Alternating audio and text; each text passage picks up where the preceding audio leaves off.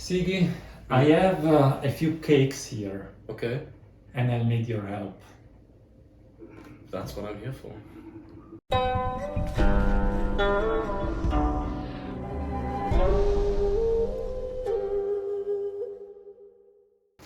This is Nannuoshan, I'm Gabriele.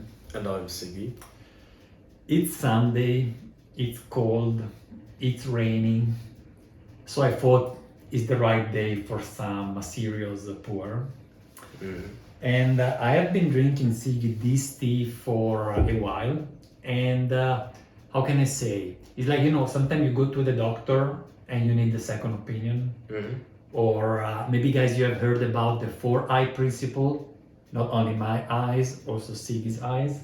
So it's Hong Kong tea. I know you like it. I do. I definitely do. And they are all have a fairly different taste actually, but also fairly different price. And so my idea was going one after the other after we have introduced the honey, which I think it's a 2007 cake from Hong Kong storage, and it was pretty successful on the website. The one we sold, yeah. Yeah. We sold out it twice, and I have now to check whether I can have it again. But these are, generally speaking, either similar to that or at least one level up. And it's the question whether that level up is actually worth it. What do you think? Shall we proceed just by year, starting with the younger one and then going deeper, older? Sounds good. Yeah? So Yeah. let's get started.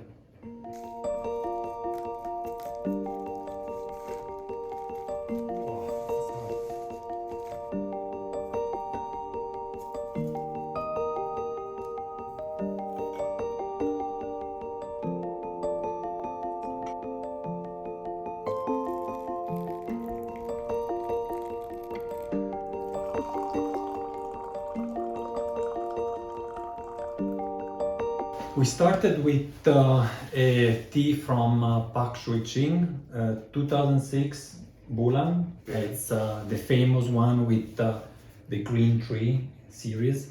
And the black signature, very important for distinguishing which one it is. Second steep now. What do you think about this tea? My first impression was that it was a bit milder than I expected, since this is Bulang, and this one doesn't seem to be stored too intensely compared to other Hong Kong stuff. I was expecting it to be a bit more sort of brisk and bitter and maybe harsh, but it's fairly mild.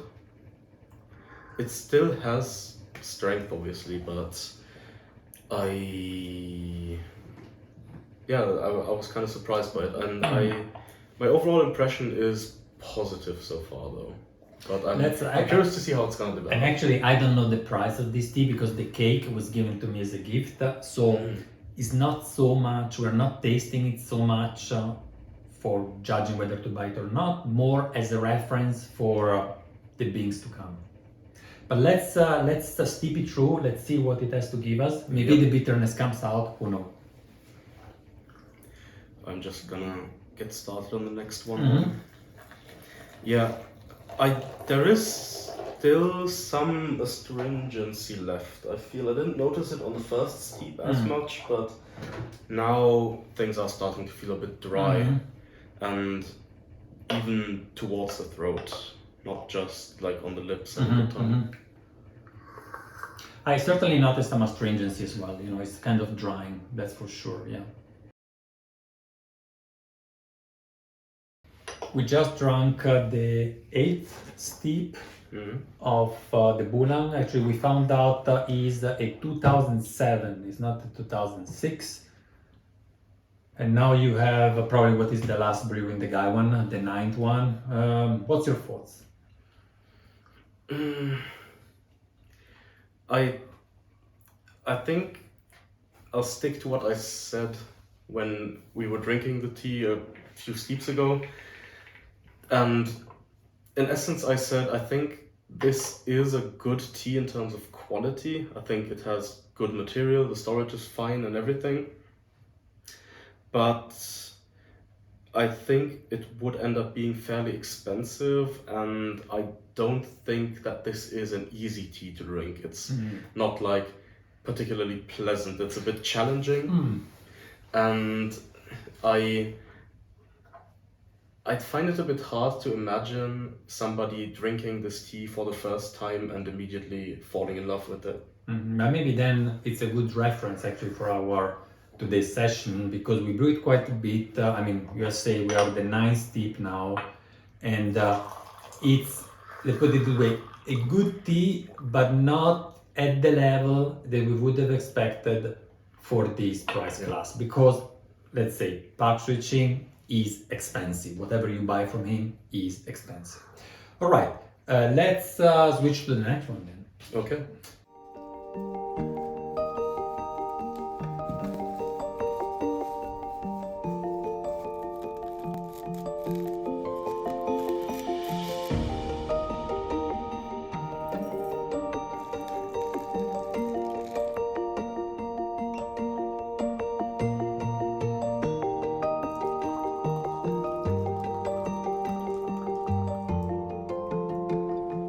One year older, 2006 from is a different collectors, so it's not Pak Shui-Ching, which also means we don't get the prices of Pak Shui-Ching, but it's never cheap.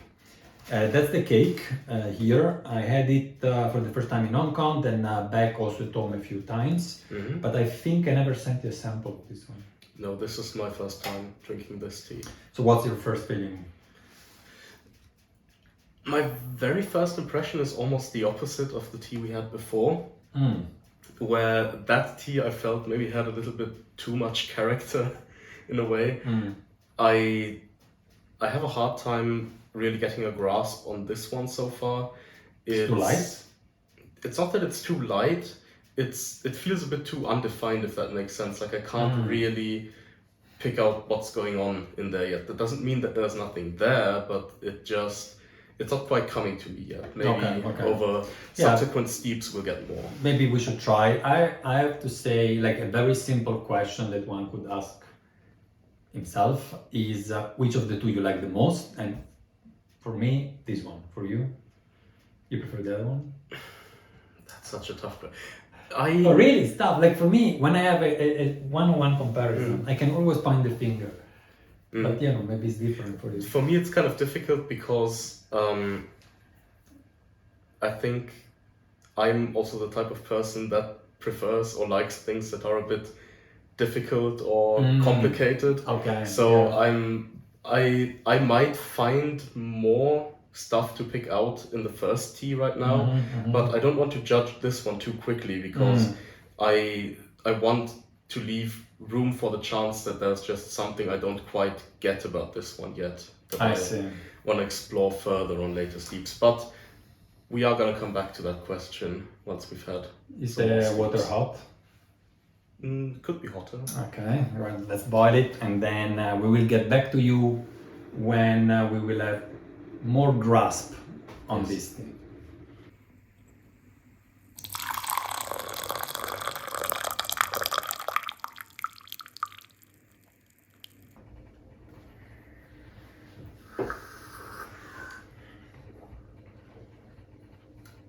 It's not only smelling like mushrooms, it's tasting like a mushroom soup. Yeah, it's quite fascinating. We're on steep 7 now, I think. Yeah, and so far there was no mushroom in the brew. Yeah, so far it was like kind of sweet, kind of pleasant, and now all of a sudden we are drinking mushroom broth.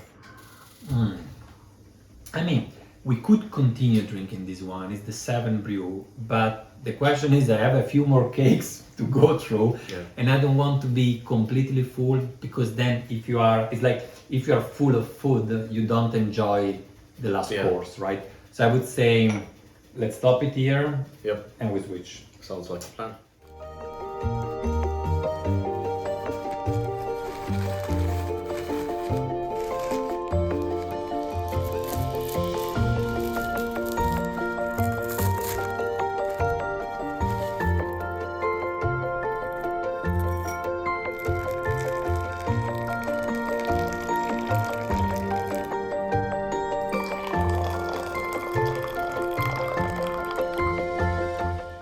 getting darker. Mm-hmm. Probably you notice as well.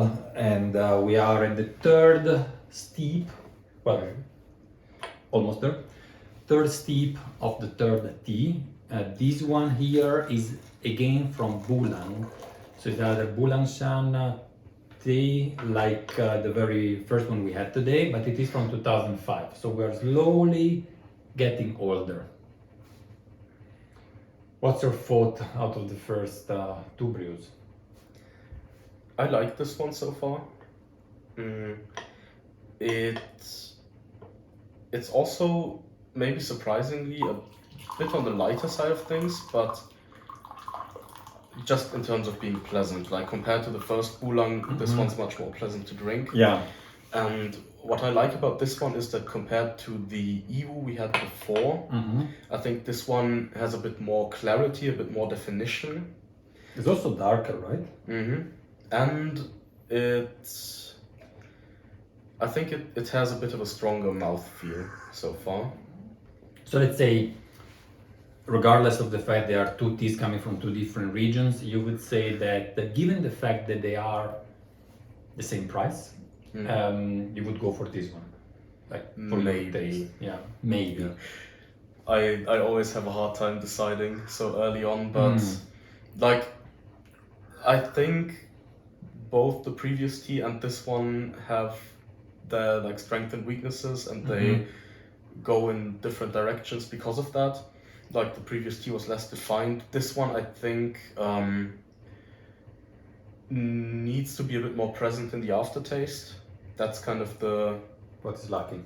Exactly what I think is lacking a bit with this tea. But while it's in the mouth, I think this one would be better. If it's just based on that, then I would buy this one. Like for me, is a little bit, I mean, not too strong, but stronger than the previous one. I noticed just now, I'm even sweating with this tea, what I didn't feel it at all with all the previous session we had.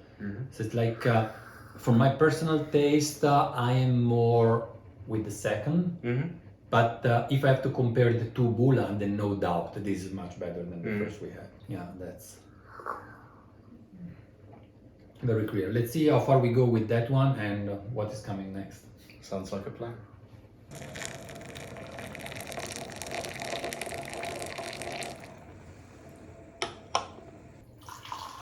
That's the 8th steep of the Bulan 2005.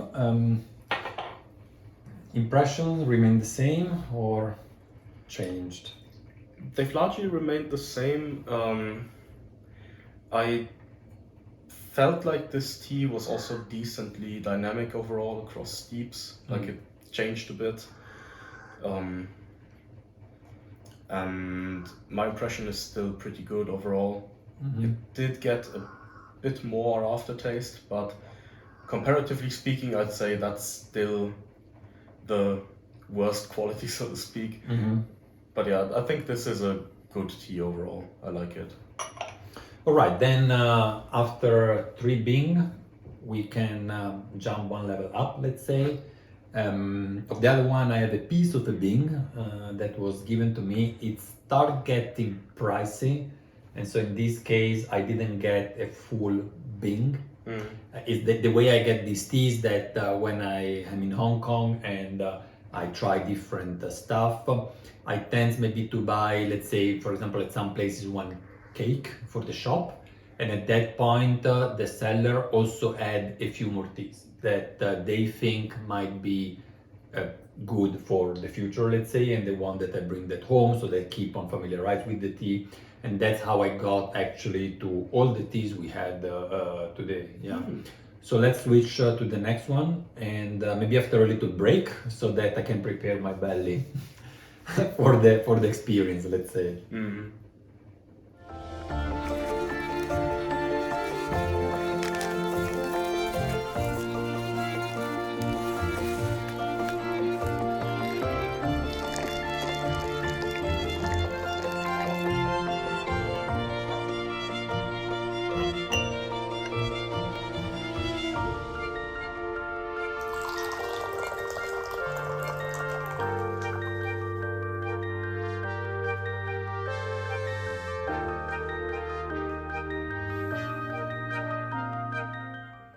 Well, what we have here is a 2002 Mansa, same tea as the second one we had today from Mansa, but it's a very different production. So it's not the same factory, it's not the same producer. It's also substantially pricier. We didn't speak so much about pricing yet, but the second and the third tea that we had today, 2006, 2005, they were both in the range of €1 or $1.10, $1.20 per gram. If you go by the 50 grams, the cake would be around €260 per bean, 257 grams. Now, what we have here is substantially pricier. I mean, we go back a few years, and as you know, when you are 2005, 2006, 2007, you get the price. When you go 2 years back, then is when there is a jump. Yeah, not so much difference between 2005 and 2008, but 2002 is already, boom, one level up, much more difficult to find. Now, this tea, what can we tell about it taste-wise? Yeah, because I mean, it would really cost for a 50-gram pouch nearly €100 and more or less $100, and for a bean, we are probably above €600, like I don't know, $700. So it's really pricey. What's your first impression? We are at the third brew here. I quite like it so far. I think it's a very interesting tea. The first impression I got was somewhere in the direction of like eucalyptus, menthol, that kind and of the thing. aftertaste, the freshness in the mouth. And it has pretty good strength in addition to that as well, without being overwhelming. And it's Yiwu, so I mean, you don't really have that bite in the sense it's not bitter, it's not astringent, it's not drying your mouth like other teas we had today, but it is probably the tea that has more strength, more body, if you can say like that. So I'm really curious to see how this evolve, and also whether we can push it even more without becoming too harsh, let's say. Yeah, I think the point about astringency in particular is quite remarkable. I didn't really notice until you mentioned it just now, but out of the 40s we've drank so far, I think this is the only one that really isn't astringent at all. And I get more of the traditional Hong Kong storage. All these teas were stored in Hong Kong until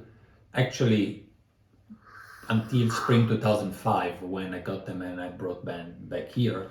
So they have been stored all in the same place, but here you get a little bit more of that, I don't want to call it wet taste, because it's not, but it's also not dry. Yeah, that in between, that gray zone in terms of aging, that we call traditional Hong Kong storage. All right, let's continue. Okay.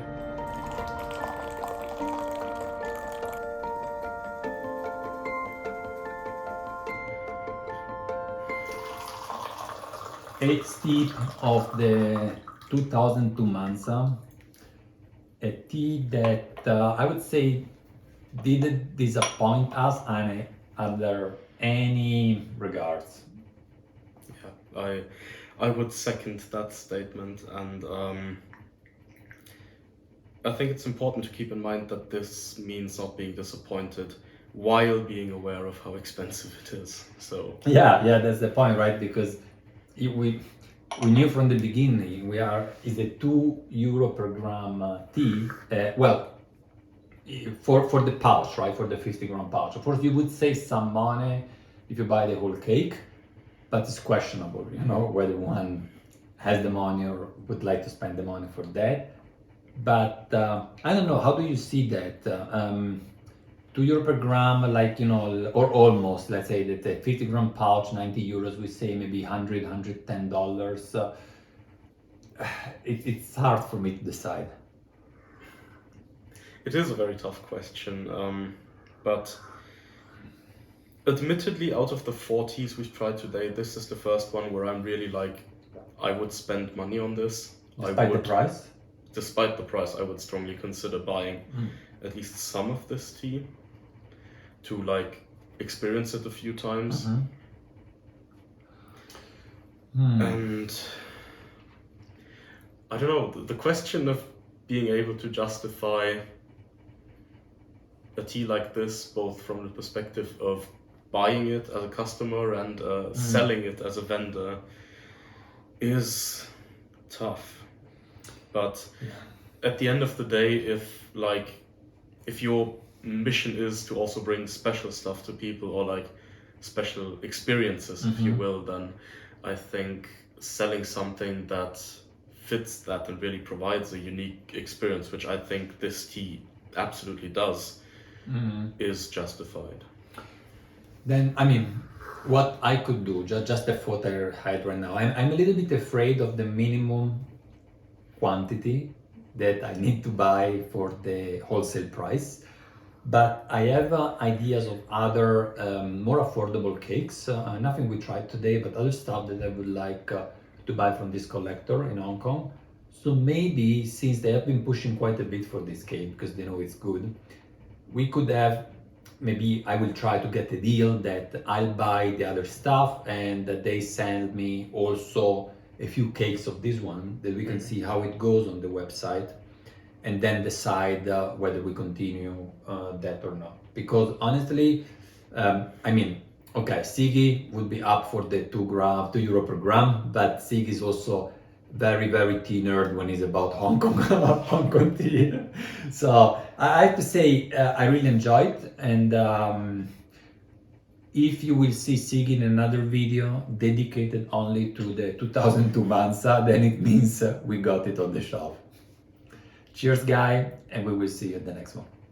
Goodbye.